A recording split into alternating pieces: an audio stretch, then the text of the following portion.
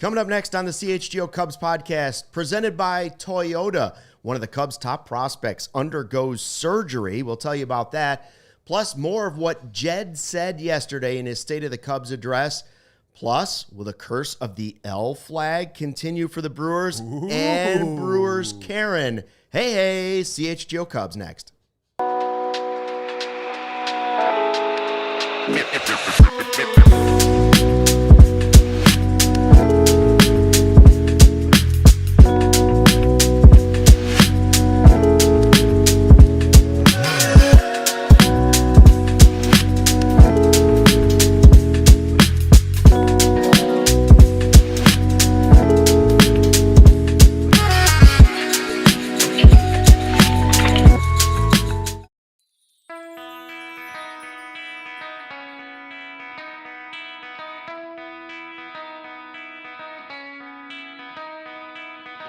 Hey, Chicago, what do you say? It's the CHGO Cubs Podcast, driven by Toyota. Let's go places. Happy Thursday? It is. Question mark? I never know anymore. Heading towards the weekend, baby. Luke Stuckmeyer, Joey Christopolous with you, and Sean Anderson running the ones and twos for us today. We got a lot to talk about. Still got to pick apart the carcass of the Jed Hoyer press conference from yesterday, his State of the Cubs address. We'll talk a little bit about the baseball that was played yesterday, baseball that will be played tonight. And we can talk about the Pope. We can talk about Brewers Karen. We can talk about surgery for Kevin Alcantara. Oh, my God. Sports hernia surgery. He put it out on his Instagram stories. What I don't understand is, okay, so he's one of the Cubs' top prospects. He was on the playoff roster. The media literally just asked Jed Hoyer if there were any medical things coming out of the season, and he said, no, I don't know, we got meetings today.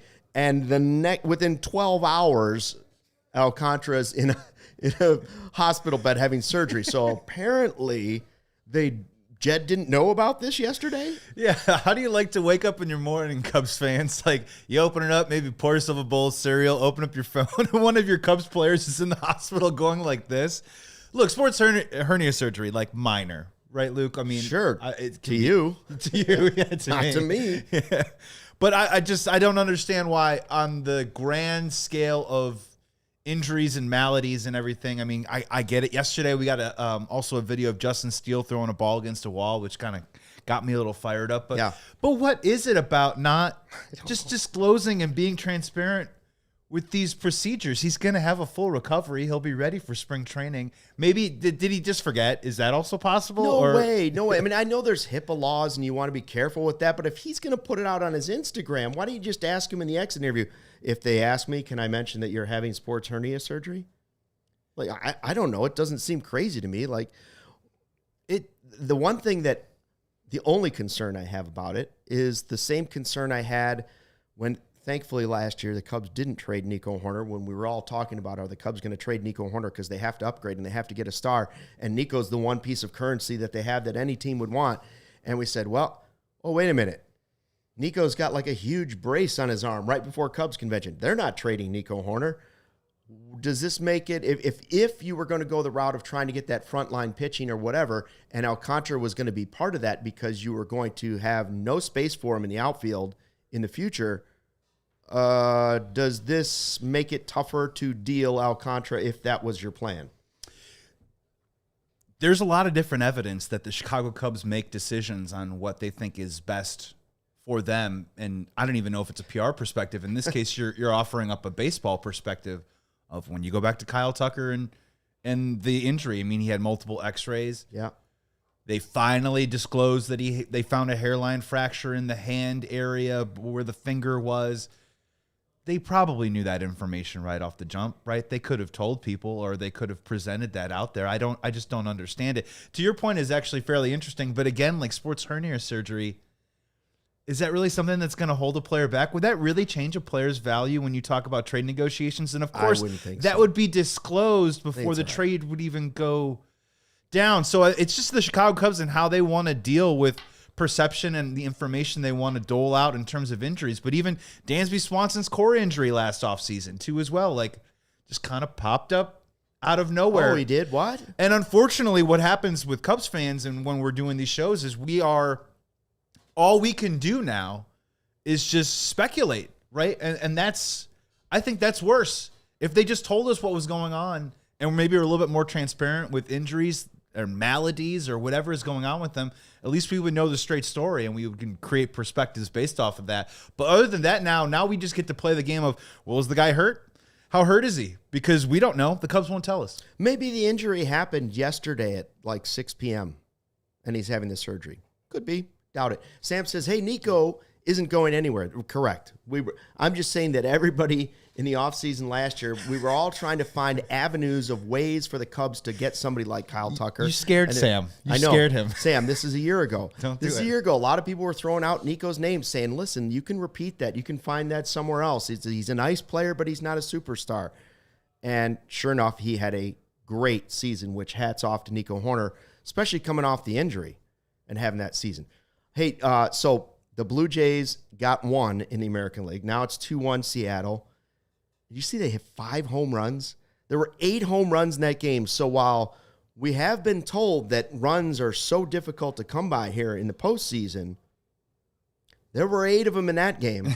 Well, I'll tell you something right now. The one thing that really bothered me about Jed's press conference yesterday was it really got under my skin when he referenced the Cubs ranking in OPS among the other teams in the playoffs. I think he said something along the lines of, well, we were ranked 4th in the among OPS of playoff teams at the time when they were eliminated.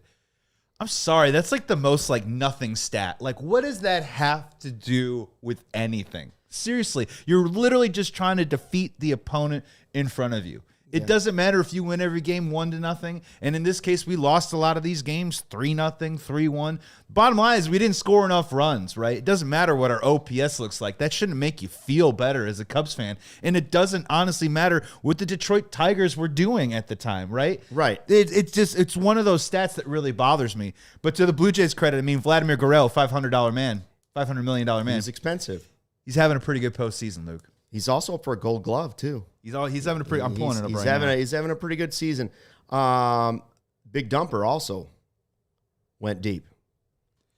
Yeah, so our little Dumper. Vladimir Guerrero. Only once. Vladimir Guerrero in 28 at bats in this postseason so far, slashing .464, .515 on base, .964 slug for a 1.479 OPS, 4 home runs, 10 RBIs.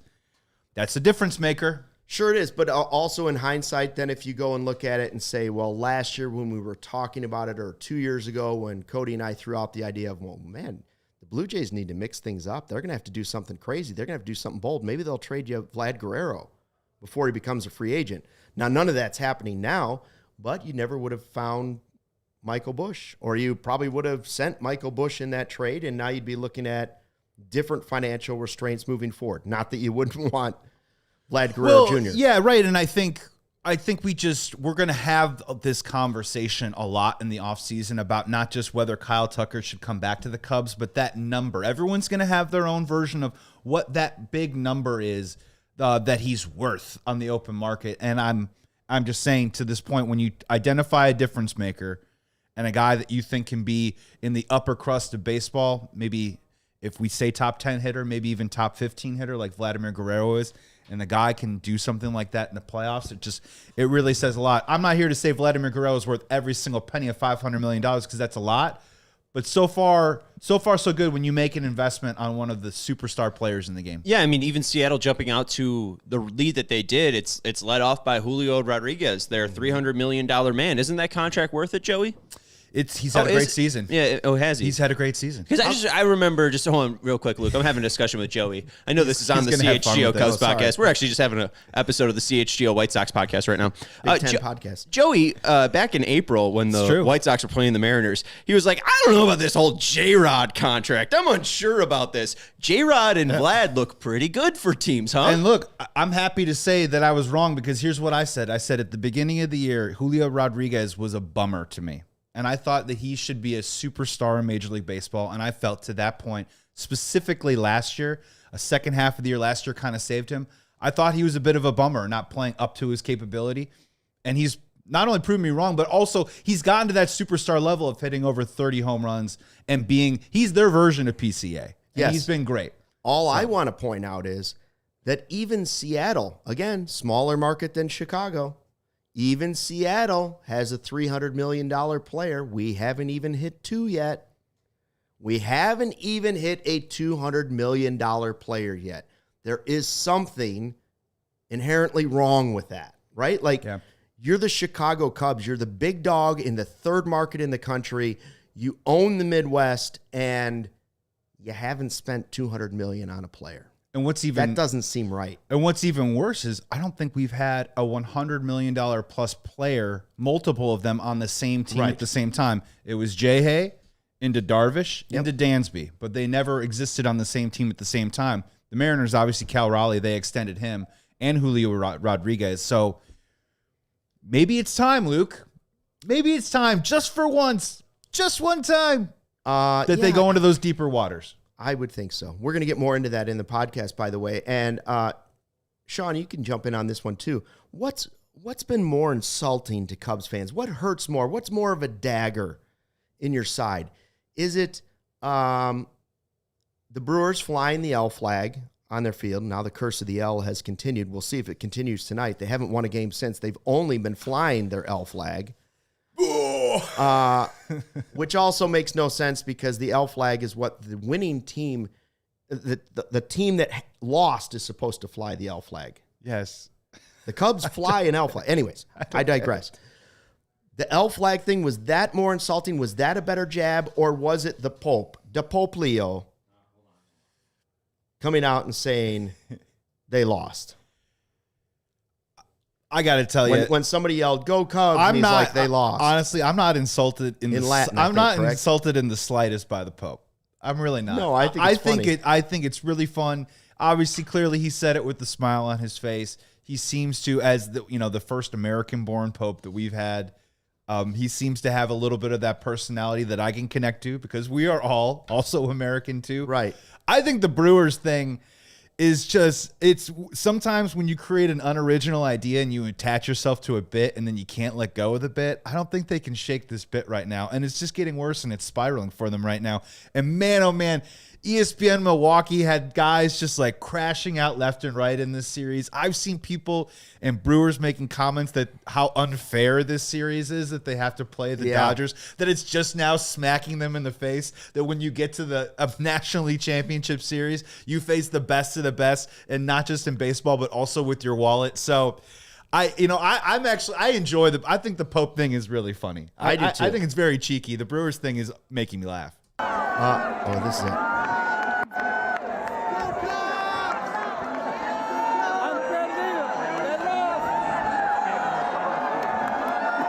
I think did he say that? I think that was with a slight Southside accent even. They lost. Hey, Marge. Well, this is what I assume the Southside was like back in the 60s when they taught Latin in the Catholic schools. You'd see your Cubs buddies and be like, Han Perdido, Yeah. Well, the funnest part... You should have said amen. Well, I don't know if it's real or not. The one thing that I played this on my show yesterday, he kind of gives a clap back. I don't know if it's to the same guy, but he kind of gives him like a little, even like a chirp clap. Like, yeah, they lost, buddy. There you go. We didn't follow up to see if it's real. Everybody's just assuming it's real. I think there's at least a 50% chance it's fake. I think the fun part about it, though, is it real? Oh, it's 100% real. There's a video of the guy actually filming himself saying "Go Cubs," and then we could all. There's several. Luke, this is real. You could make that video. Okay. This is a trust the internet question. The fun part about this, though, is Cubs Sox. The Vatican. When Cubs Sox play each other, whether it is at the rate or whether it is at Wrigley after the game, the victor, you're going to hear it down the ramp. Han Perdido, they lost. It's going to be a chant on both sides that is going to be a usable, trollable chant for either side of town, which I kind of think is fun, and I hope that turns into a thing. I think that's great. Our guy Ron's with me, says, are we sure it's not AI Pope? Could be the AI Pope. We don't know. He looked a little crazy jacked, by the way. Shout out to Ron, by the way, too. Recently just became a diehard. Obviously, Ron came and hung out with us at Old Crow. Oh, yeah. He's been on some of the takeovers, too. Some of the takeovers, too, as well. Recently became a diehard. Getting his CHGO Blue free T-shirt. It's going to be a Cubs CHGO Blue T-shirt. So congratulations, the blue Ron. one? Yep. Yeah, that's the one. I haven't gotten that one yet, and I need to. So we had the flag. We had the other things. And then real quick, we also had now Brewers Karen lost her job for making comments to a Dodgers fan. And she looks just like Phillies Karen. So anyways, we're going to talk more about the stuff that we really want to talk about, which is Jed Hoyer's press conference. Yeah. We'll get to that. No. What are your thoughts first to break? Oh, hold on a second. No, we're going to hang here. I didn't know he was dragging. He was dragging. Sean was giving me this. I didn't know if he was waving me home, if he was telling me there was cake in the office. No, I had ad one for some reason. Like, I think I saved it instead of exporting it, so we got to export. Take your time. I got time. I can talk about nothing forever. This Brewers Karen lady, she looks just like Phillies Karen. It's the same woman. It's the same haircut. I was going to say, like, I feel bad. So here's who I feel bad for. I feel bad for all the wonderful hairstylists and salonists out there that have prided themselves on making that haircut like their jam. Like, you know what I mean? Right. Come on down. I will give you that haircut because let's be honest, that haircut's got to go. It's got to go. And honestly, that haircut, it like attracts. It's like a magnet towards... I think people that have bad behavior internally inside them. And the hardest part about it, too, is that she worked for a Make-A-Wish Foundation. She was on the board. Yes. And then, obviously, what's in her heart was a little bit different than what came out of her mouth on the job site. Actually, we've probably all done something similar. But shame on you. Shame on you, lady. Yeah. And, it was Victoria Beckham that had that haircut first. Oh, is that what it was? And then all of these middle-aged... women out there in central United States started saying, ooh, I could look like Victoria Beckham. No, you look like Brewers Karen. We're going to talk Cubs baseball in a second. First, a word from our sponsors. Hey, sports fans, whatever the moment, it's never ordinary at Bet365. New customers right now get $200 in bonus bets when you bet $5 win or lose. And also Thursday Night Football coming up. They have the early payout offer with football, Bet365. You're a winner if your team goes up by 17 points with an instant payout on straight bets and parlay selections marked as winners. Just download the app. Use code CHGO365 when you sign up. They also have the 100% parlay boost. You can double your winnings with parlays with that 100% parlay boost when you sign up. So here's what you got to do. Head on over to Bet365. Download the app. New customers get $200 in bonus bets when you bet $5 win or lose. When you use code CHGO365, props, parlays, whatever it is, futures, you must be 21 plus or older. And remember, if you or someone you know has a gambling problem, crisis counseling and referral services can be accessed by calling 1-800-GAMBLER in-app only. Cubs fans, I had to put on my readers because I thought I was imagining something, but this is the actual fact. We got a deal. Toyota has 25 vehicles with available all-wheel drive and four-wheel drive. The RAV4 has legendary versatility. The Grand Highlander's adult size. Third row is for real, and the Tacoma's wild side comes standard. From job sites to campsites and game nights, there's an all-wheel drive or four-wheel drive Toyota ready to get you there in style. Find yours at Toyota.com or visit your Chicagoland Toyota dealer. Toyota, let's go places. What a time it is to be a CHGO diehard. The best time. You can join up with thousands, and I mean thousands, of what we affectionately call our sickos, our CHGO diehards. Get access to our exclusive written content, free t-shirt, plenty of discounts on future merchant events, plus access to our Discord lounge, where we are always hanging out and talking Chicago sports and more. Go to allchgo.com for the latest information on how you can join the diehards already in our community. All right, back on the CHGO Cubs podcast, presented by our friends at Toyota. Lots to still pick apart from this Jed Hoyer press conference. One that really stuck with both of us was, the way he was sort of talking about what you can go after, like pitching and how it's changed. The game has changed, and it's two different ways. It's the regular season, it's the postseason, but the bottom line is you can't have enough pitching. And one of the things that really bothers me about last offseason was, again, we're going back to this thing of, did they spend enough money? What are they spending? They're spending way more than the division, but Are they spending what they should be spending? That is the real question. Right now, you're spending more than the Brewers, and you're still not beating them. The advantage you have is you have more money than they do. That's one of them for sure. Correct.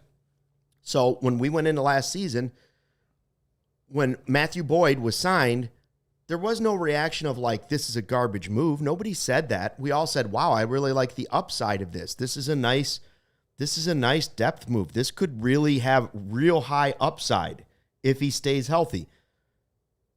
The FIPS or ZIPS or whatever they call it, they were saying 40 innings, right? Yeah. So. And that cashed. He cashed big time. He cashed big time. It was a great move for the Cubs. But at the time we were saying, well, yeah, but this can't be the only starting pitching that they're going to do. And then they went and got Colin Ray. And we said, well, that's nice too. But like, that's a depth. That's a depth piece. But what they've got to have front line guys. And this is when we thought they had Steele and Shota and Tyone.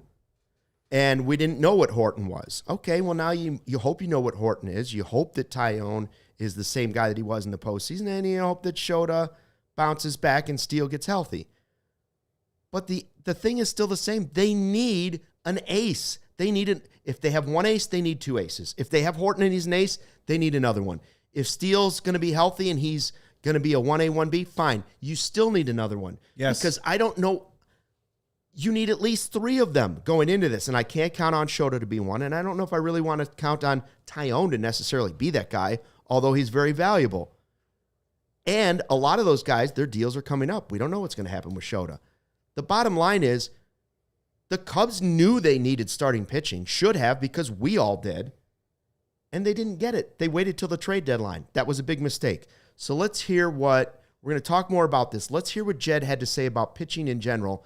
And then I want to throw a little cold water on this. Yeah, and I think that it's honestly it's the draft, it's the off season, it's thinking about all the different ways to do that because it is really difficult to do that mid-season now, and I think it's becoming even more difficult with the new playoff format to do that. There's fewer. Teams are kind of closer together. There's fewer sellers.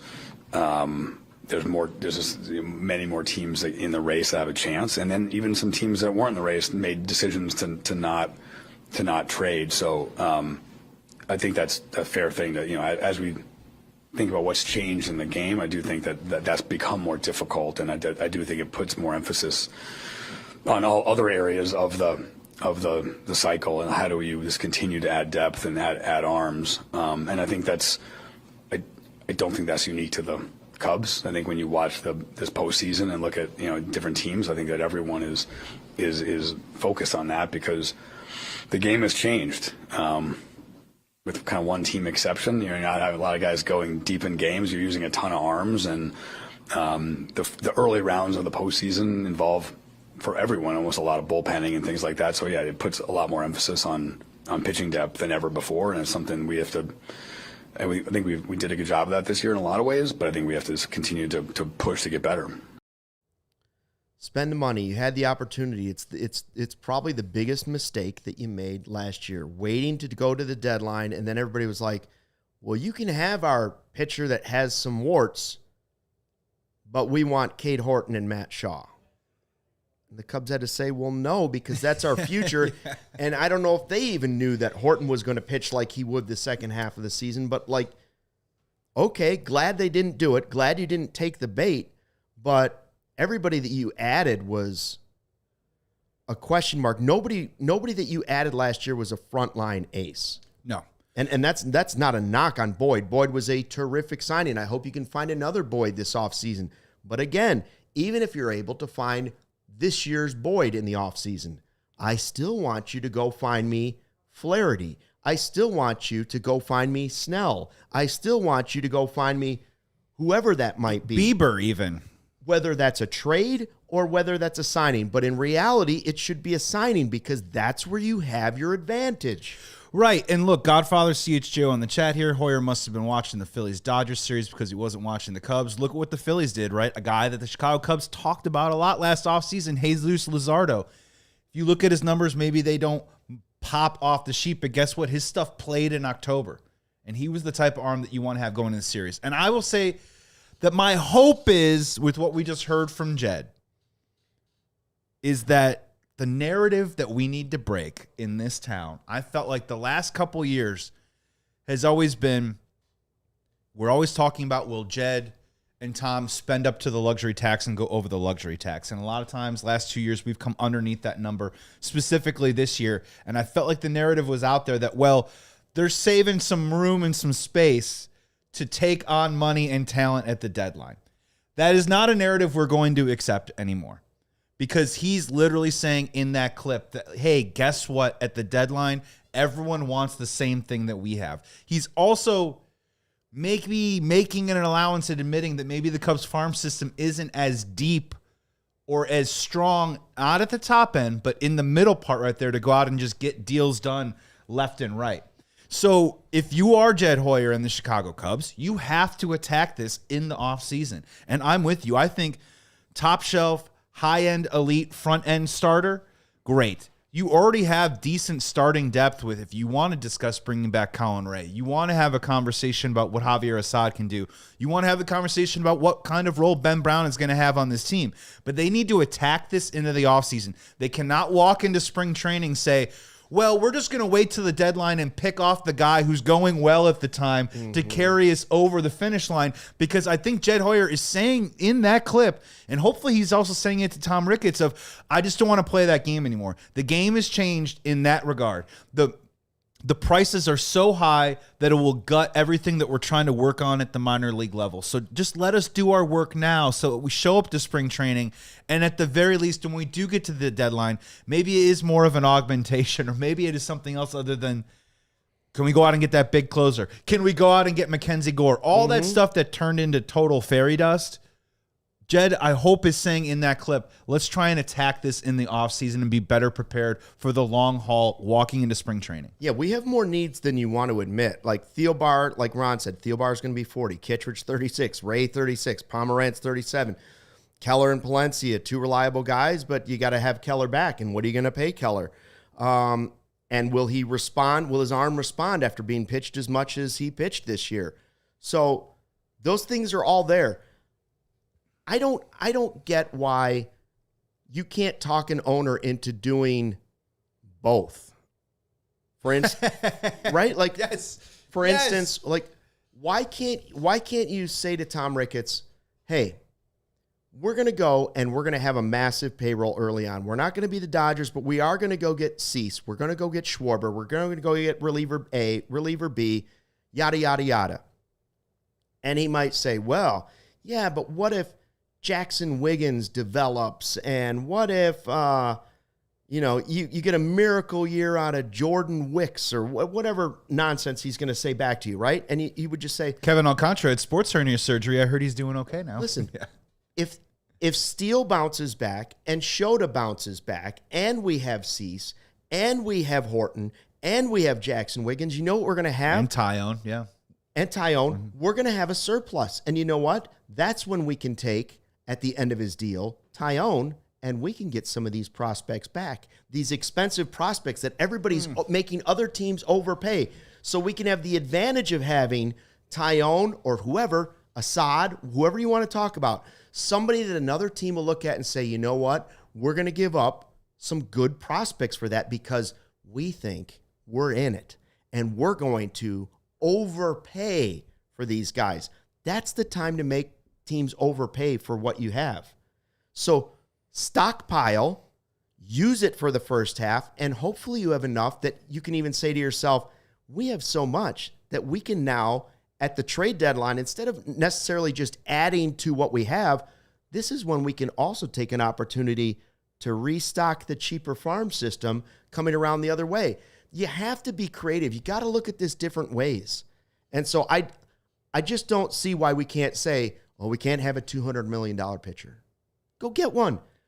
First of all, you got to have somebody that throws hard other than Cade Horton. 100%. And just really quick, because I know we got to break soon, like just look at what the NBA does all the time. It's about acquiring assets and then maneuvering those assets to turn those into different, maybe it's more elite players or maybe it's young prospects, but you can do both. You can walk and chew gum at the exact same. But it's harder in the NBA.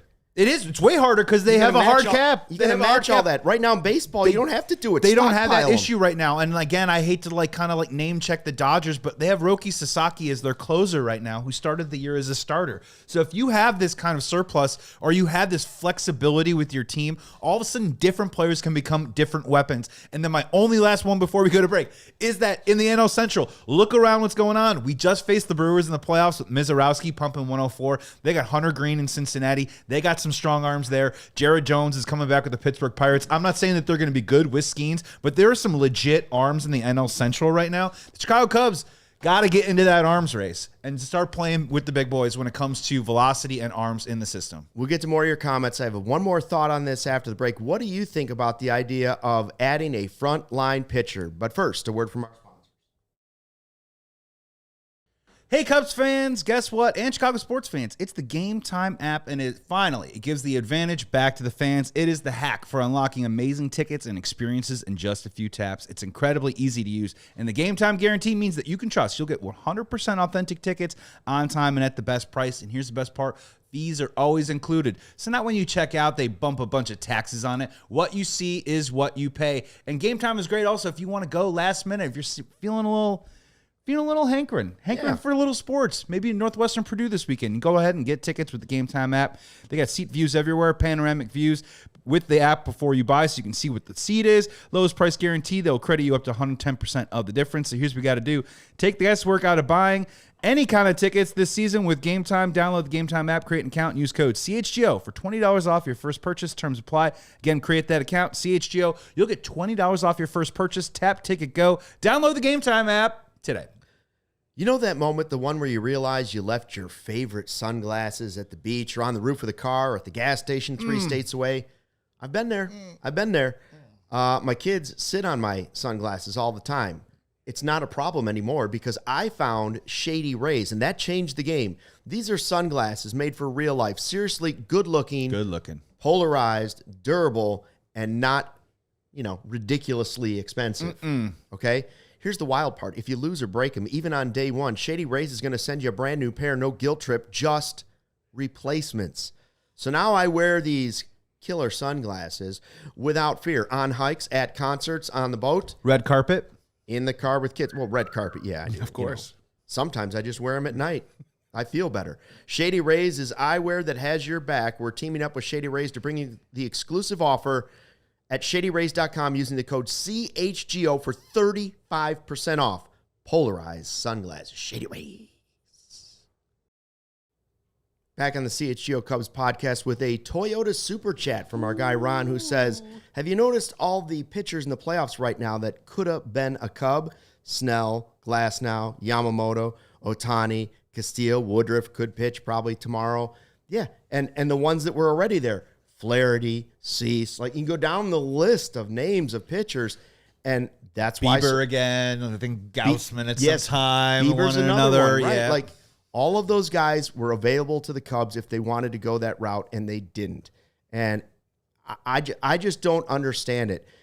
You remember when Theo had this idea that he and Jed saw this loophole back at the very beginning that they would just greatly overpay the slot and try and get a couple of really good guys in the draft.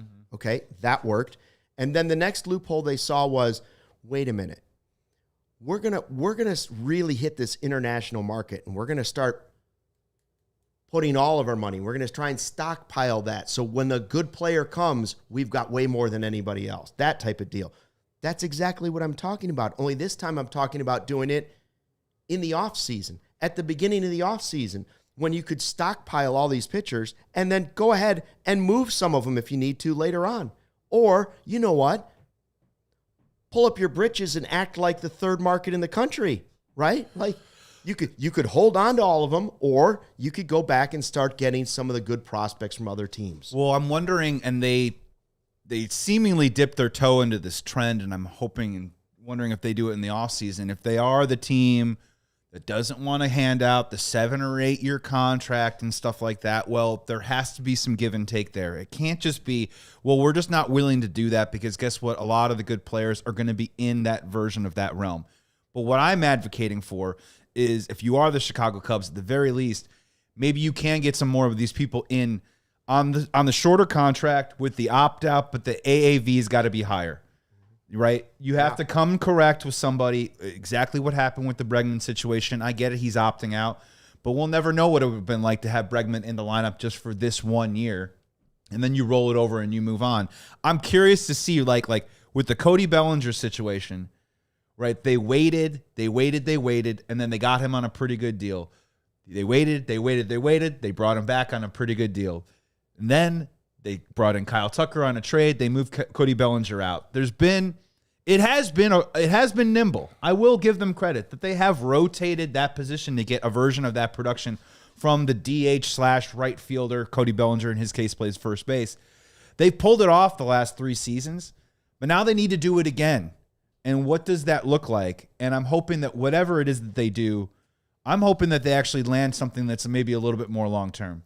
But now they have a decision to make. David Snyder in the live YouTube chat says trade options. Swanson and Suzuki, both expendable and cost-saving. Trade high at their peak value now. Can't disagree. Seiya Suzuki's value is at its highest right now. Not advocating for anything. Maybe we will at some point this offseason, but you cannot deny that Seiya Suzuki's value right now is at its highest. Okay, so if you were able to trade Dansby and his contract, yeah, you would save some money. I guess you'd move Nico to second. You'd put you'd move Nico to short. You'd put Shaw at second. And maybe you go get Bregman to put him at third base. Is that more valuable than the mix you currently have? Do the Suarez for 1 year, something like that. I mean, that's the kind of creative thinking you're talking about. I don't know if you can pull that off or not. I would say that trading Dansby is very unlikely because he just went out and told you that he thought the identity of the team was defense. I don't know. Even though he's not up for a Gold Glove, the heart of that in the middle is center field and shortstop and second base. My only thing is, look, and I understand that Dansby has a lot of warts, in his game. And I've honestly, I've felt the highest I've ever felt about Dansby Swanson right now in his Cubs career because I do think he was so fantastic during the Padres series, and I was really impressed with what he showed just from a leadership standpoint, and he hit pretty well in that Padres series too as well. Obviously, didn't do it against the Brewers. My question with that is I have no idea what you're getting for Dansby Swanson. And honestly, if you're telling me if you're getting some 20-year-old at Class A or Double A right now, pass. I'd rather have Dansby Swanson on this team right now pushing towards something significant than doing a lottery ticket like that. I just don't think we're in that spot. So I also understand people are like, well, let's trade Ian Happ.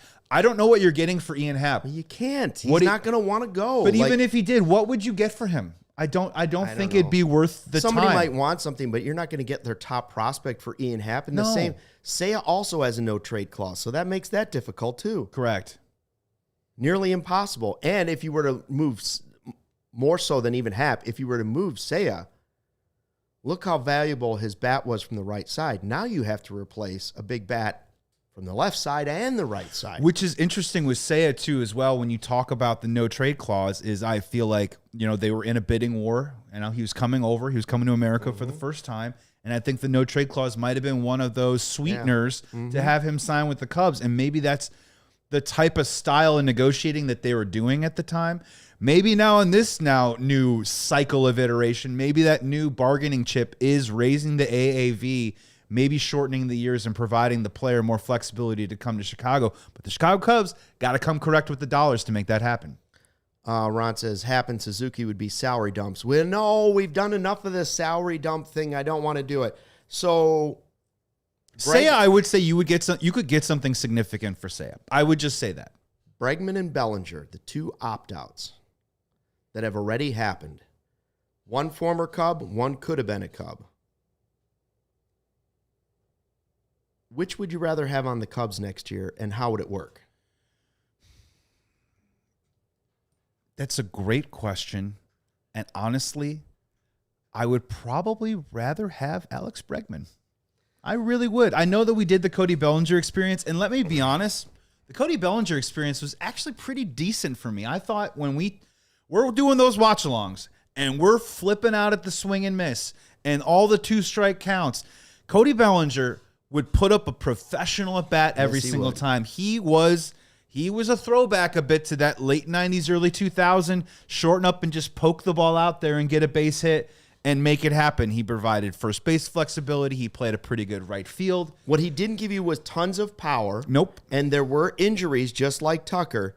And I would warn, just like you've said, that New York skews those home run numbers a little bit this year. So if he comes here, don't expect those home run numbers to be the same. It helped him out big time, and he's opting out of a deal, and he's probably going to get a pretty high AAV. I mean, when it comes to Alex Bregman, again, the lower half, the quad injury, it's something that has bothered him before in the past. It does bring me pause. But if you look historically throughout Alex Bregman's career, he does a great job of getting on base. He's got a lot of World Series experience. And I think if you're talking about the lineup configuration of the Cubs, irrespective of what you do with Kyle Tucker, I think Alex Bregman looks really nice hitting 4th or 5th in our lineup. It does create some problems, right, of what do you do with Matt Shaw or Nico Horner. Could you actually literally, after giving, I don't have it in front of me, close to maybe 400 at-bats to Matt Shaw, could you really ask him to pare that down and have him turn into more of a rotation role and get guys off their feet a little bit more? Like, it also begs the question of, if they did that, would it also be a signal to Dansby of, I'm sorry, Dansby, but you don't get every single inning at shortstop during the regular season, and we're going to play Nico at short, and we're going to play Matt Shaw at second and Bregman at third, and you're going to get a couple days off here because we want to start keeping you more fresh, right? The highs and lows of Dansby offensively are a little scary to me sometimes, and I think he's polarizing because he is so streaky. What if you backed off of him a little bit more and tried to keep him more fresh? Questions to ask, but questions I'm willing to entertain, for sure. Where are you? 450 to 460 plate appearances for Shaw this year. Okay, cool. Thank you. So he got a full complement.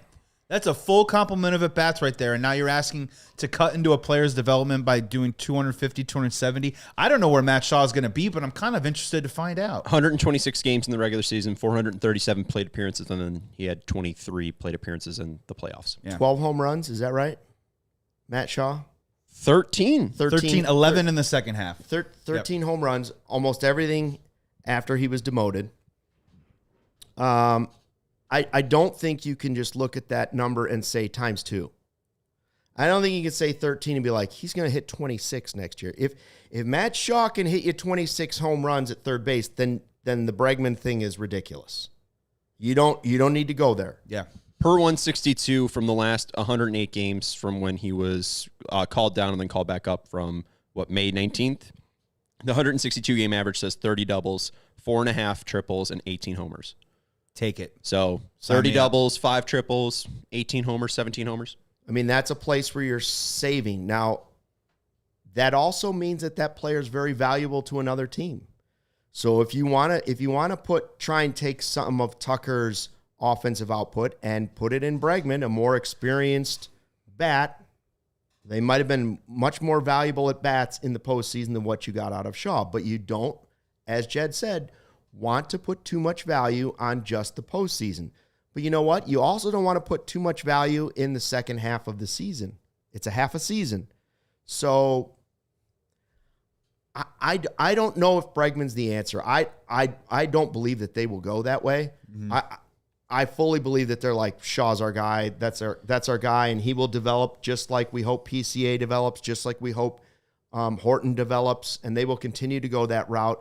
And I'm with Ron. I think there's going to be very little offensive change to this team next year. I don't think this big move is coming, but I didn't see Kyle Tucker coming after begging last year for a superstar. I didn't see the Tucker trade coming either.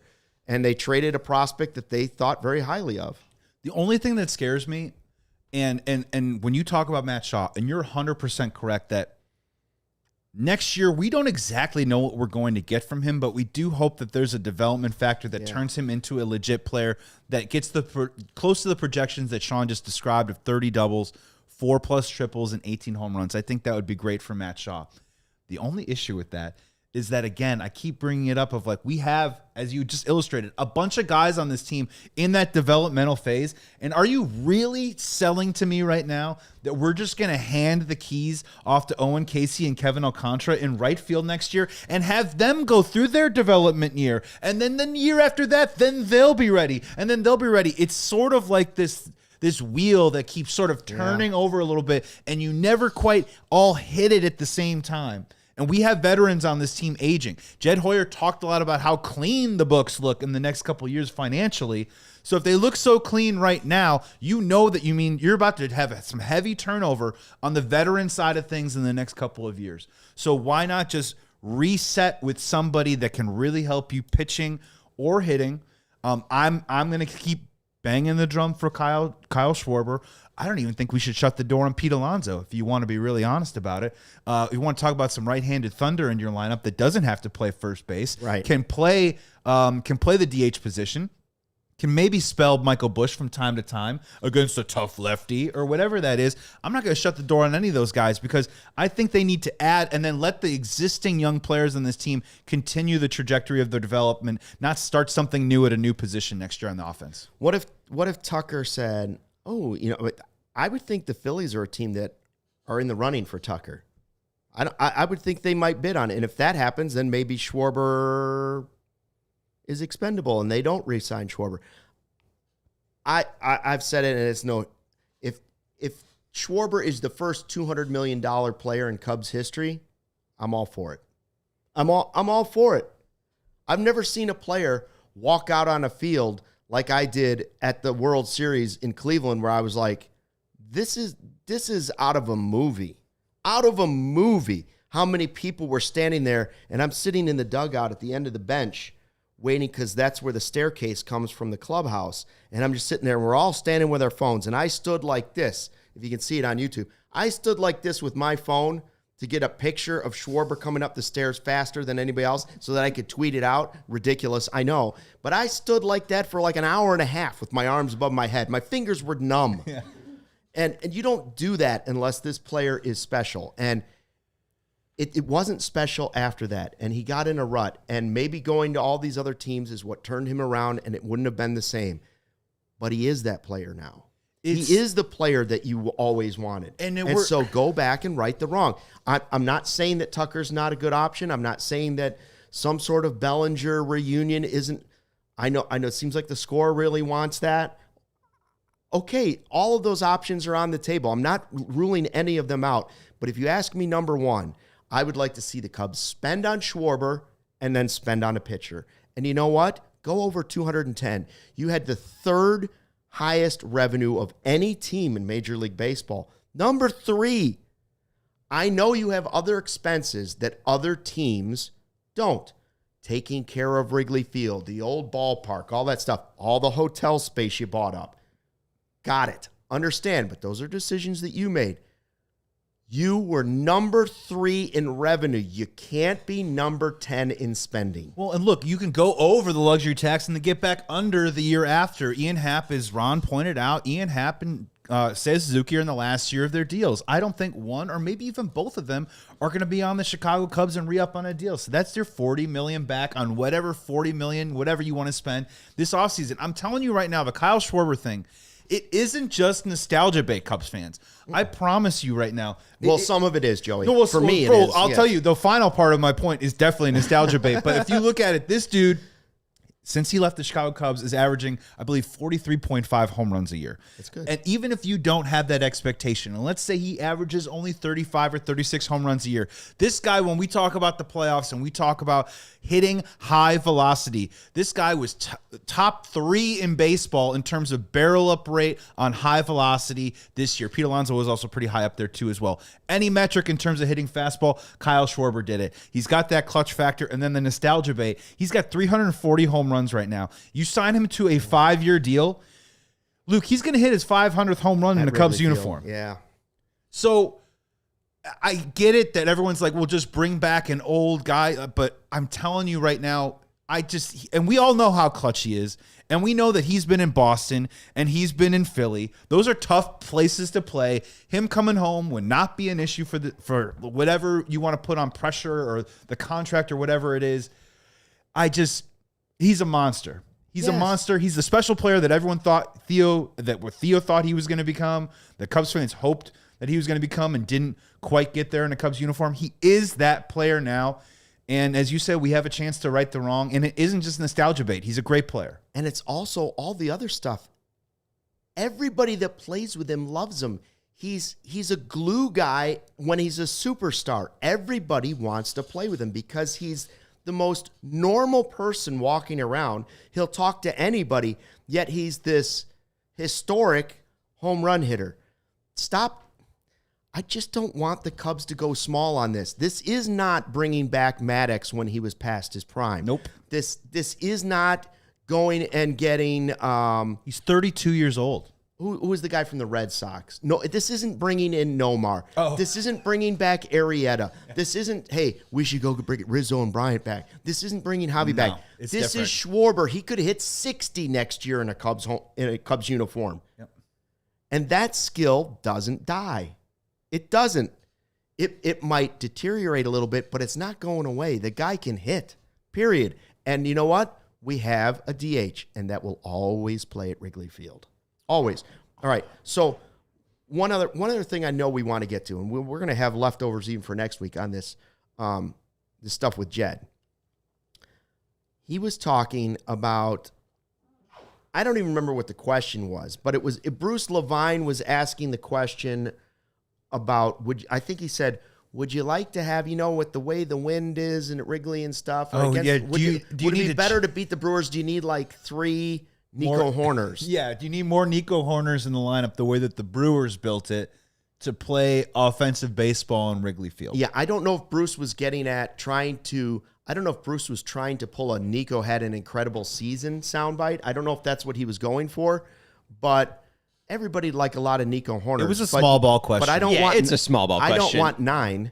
Knowing the age of Bruce Levine and the way that he wants baseball to look. Don't you age discriminate? Oh, I will. Here, Sean. I know Bruce well enough. I am assuming that this is what he wants. He likes the respectability of Bruce Levine, of Nico Horner. Both ways to school, Yes, and I you liked did. it, and I liked it fine. I just Birkenstocks. besides the I've point. never worn Birkenstocks. That's just Bruce seeing the Brewers and being like, man, I wish I was covering the Brewers. Okay, so let's play this soundbite. This is what led to this. This was all the talking about Nico Horner, yada yada. But it goes towards leaning to say, well, does Tucker even want to be here? That's kind of the way I thought I saw it morphing in Jed's head as he's answering this question. The ballpark thing to me, I don't really understand that the focus on the ballpark. I think I've been here for 14 years. It's been a mix of seasons, honestly. In 2023, it was one of the best hitting ballparks in baseball. The last 2 years, it happens to have blown in. I don't think anything has changed dramatically that will lead us now to having this happen over and over. So I think we're dealing with randomness, number one. Number two is a lot of players put up great numbers. Michael Busch hit 38 homers if you include the postseason, and Pete went 30-30, and Seiya went 30-100, and I just think you can put up really good numbers here. The idea that somehow Wrigley Field is a hitter's nightmare, I just find that to be, for 2 years in a row, the wind blew in a little bit. But the idea that free agents aren't going to play here, or hitters aren't going to come here, I can't imagine a better place to play. So that's something I just kind of reject outright, and I think that it's, like I said, I think there's some randomness we're dealing with here. That said, and I've always said this, I think the fact that Wrigley can play so differently, it just means you have to have really good players. There's not a type of player that you can build. You don't want to go out and get a bunch of fly ball hitters because you have a year where the wind blows out. You don't want to go out and overemphasize, guys hit the ball on the ground and, don't have any power because it blows in. I just think we need, we have to be a little bit of a Swiss Army knife of an offense because we don't know what our environment is night to night. And that's every year. I mean, there'll be years where it blows in more and years where it blows out more. But the fact of the matter is we don't know day to day what it's going to be like. So I think we have to embrace it. We have to have players that can beat you in a lot of different ways. And I think we have that right now. While that clip is playing from Fox 32, we appreciate that, Fox 32, WFLD. Sean said, that's Tucker he's talking about. That's the player he's talking about, the guy that does the Swiss Army knife, all those things. That's right. Tucker, if he's healthy, is worth every penny. If you can get Tucker in the first half of the season to be Tucker for a whole season, which it hasn't happened the last 2 years, you have a special player. It's why I will not eliminate the idea. The thing that made me laugh about the whole soundbite as I'm driving in the car listening to it, I almost pulled off the side of the road, but I was only going 1 mile an hour, so I couldn't because of our traffic. As I'm driving there, he says it, and I'm like, he's going to talk about the wind not deterring a player because he's left-handed because you can't hit him, and these guys hit him. Wait a minute. So last year in the offseason, the wind was the reason why the Cubs offense couldn't come and hit home runs. It's why we didn't have a 30 home run guy. This year, the wind is the reason that shouldn't be a reason that we don't have Tucker back in the offseason. Is that what so the wind was a problem last year. It was a problem this year, but it won't be a problem next year. The forecast, he must know Skilling is saying the forecast for next year, the wind is going to die down at Wrigley, and we're going to get the Santa Ana winds or whatever they. Yeah. General manager yells at cloud is the headline here. Jed Skilling Hoyer. Yeah. Jed, I pull up a couple quotes here from Jed from last year. Some of these were from NorthsideBaseball.com, so thank you for that. But Jed Hoyer said last year, it was really difficult to assess when you think about how Wrigleyville played last year. Last year, Wrigley was 7th best offensive park in baseball. This year, it was 29th, and after last weekend, it might be 30th. So there it seems like he's kind of blaming the wind for offensive play. In 70 home games, at one point last year, the Chicago Cubs were 12-21 when the wind was blowing in. And then it also came at a particular time when they had binged on they scored 90 runs in a 9-game road trip at that time. Some of that is probably randomness, and some of that is probably that the wind is virtually blowing in every day this year. We have to take all those things into account. So last year, he was taking all those things into account. Last year, he was trying to, I think, protect his players from poor offensive performances at Wrigley Field by trying to say that the wind was blowing in and not to worry about it.